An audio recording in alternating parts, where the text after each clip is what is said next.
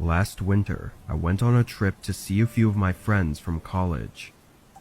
The drive was 18 hours, so I did it in two 9-ish hour sections, staying at an Airbnb on the way there.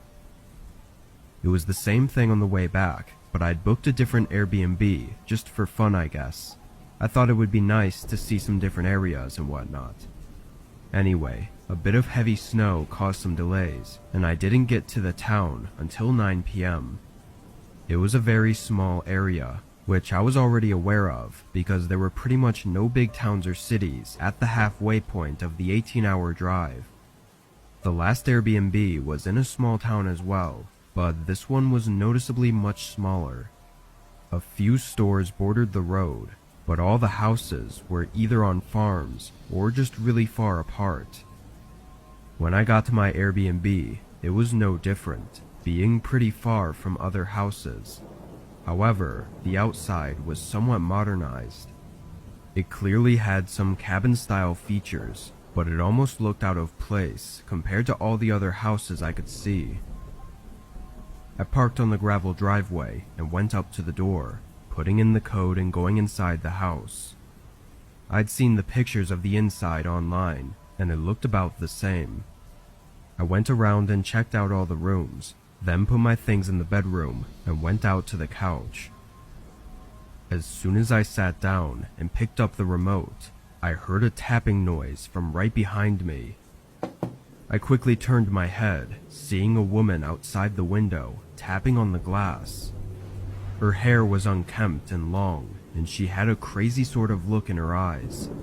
Once she got my attention though, she pointed toward the front door and walked away from the window. I got up, still with my heart racing from the unexpectedness of it, and made my way to the door.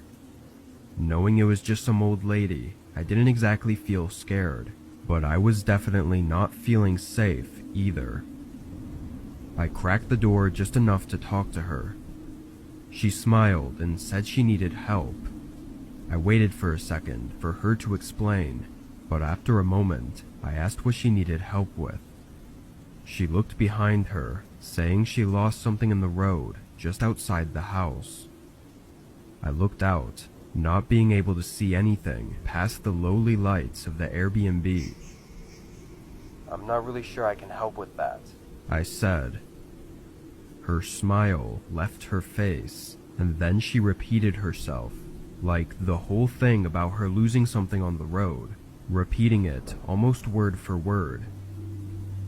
"Yeah, I know. I don't think I can help. Sorry," I said again, closing the door. I waited for a minute until I could hear her leave, then I went back to the couch.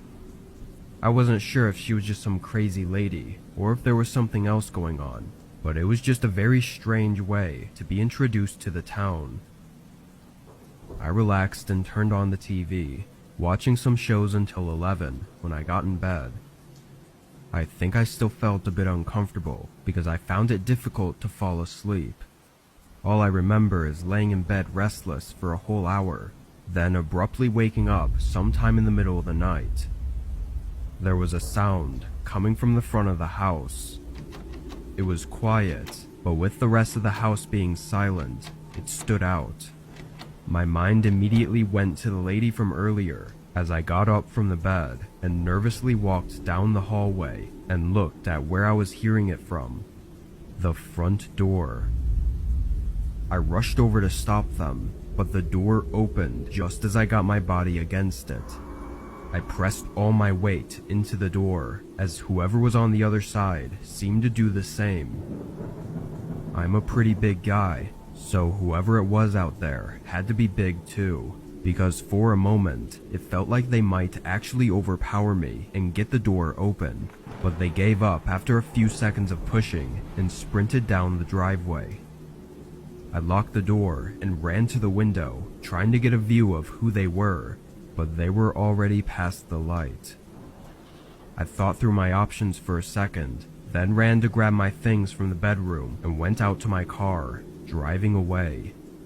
I didn't want to be at that house any longer, and I knew police in a small town like that wouldn't be all that helpful. I don't know who was behind that door, but I'm sure they had to have been with the woman from earlier that night. If I had went out to help her, or if I had woken up even a second later, I don't think I would have been seen again after that night.